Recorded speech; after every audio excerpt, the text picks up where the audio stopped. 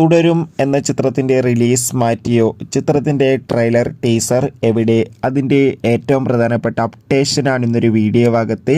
വീഡിയോയിലേക്ക് മുൻപ് video like ചെയ്യുക, ചാനൽ സബ്സ്ക്രൈബ് ചെയ്യാൻ വേണ്ടി ശ്രമിക്കുക.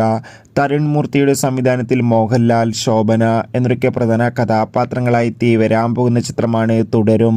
എല്ലാ സിനിമാ പ്രേമികളും ഒരേപോലെ ഓരോ അപ്ഡേഷനും അറിയാൻ വേണ്ടി ഏറെ ആകാംക്ഷയോടെയാണ് കാത്തിരിക്കുന്നത്.